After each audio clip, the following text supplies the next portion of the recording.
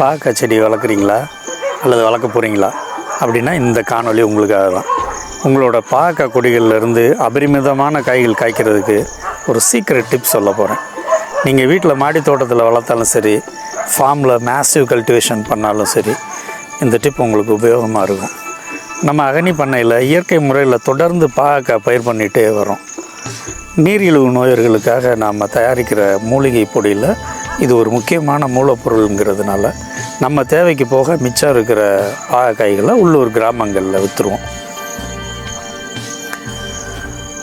பாகக்காய்களை பொறுத்த வரைக்கும் காய்கள் ரொம்ப கசப்பாக இருந்தாலும் அது நம்ம உடல் ஆரோக்கியத்துக்கு கொடுக்குற பலன்கள் ரொம்பவே இனிப்பானது.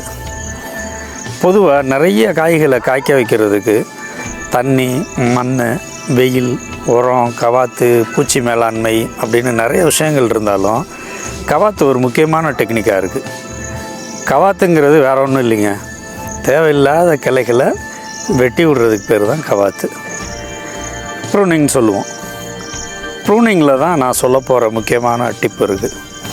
நீங்கள் செடியோட மெயின் ரன்னரில் இருந்து லேட்ரல் பிரான்ச்சஸ் கட் பண்ணணும். இந்த இருக்குல்ல, இதுதான் மெயின் ரன்னர். இதில் இருக்கிற லேட்ரல் பிரான்ச்சஸ்ங்கிறது இந்த இது தான் கட் பண்ணணும். இதில் எத்தனை லேட்ரல் பிரான்ச்சஸ் கட் பண்ணணும்? செடியோட அடிப்பக்கத்தில் இருந்து ஆரம்பித்து 9லேருந்து 10 லேட்ரல் பிரான்ச்சஸை கட் பண்ணணும். அதாவது 5லேருந்து 6 அடி உயரத்துக்கு கொடி போகிற வரைக்கும் பிரான்ச்சஸை கட் பண்ணணும். 6 அடிக்கு மேலே போனதுக்கப்புறம் மெயின் ரன்னரோட நுனி பகுதியை கிள்ளி விட்டுறணும் மேலே இருக்கிற ரன்னரில். அதுக்கப்புறம் வர்ற 4-5 இல்லைன்னா ஒரு 6 லேட்ரல் பிரான்ச்சஸை வளர விட்டோம்னா அதில் நிறைய பெண் பூக்கள் வரும். ஸோ ஈல்டு அதிகமாகும். இப்படி செய்கிறதுக்கு 2 முக்கிய காரணங்கள் இருக்குது. ஒன்று, 9லேருந்து 10 லேட்ரல் வரைக்கும் வெறும் ஆண் பூக்கள் மட்டும்தான் வரும், பெண் பூக்கள் வராது. 2வது, செடிக்கு கிடைக்கிற சத்து பக்க கிளைகளுக்கு போய் வீணடிக்கப்படாமல் செடியோட மெயின் ரன்னருக்கு போகிறதால வளர்ச்சி விகிதம் நல்லாயிருக்கும். பார்க்க ஒரு மனிஷஸ் பிளான்ட்டு அப்படின்னா செடி ஒரே செடியிலேயே ஆண் பூவும் பெண் பூவும் இருக்கும், இருபால் இணைந்ததுன்னு சொல்லலாம்.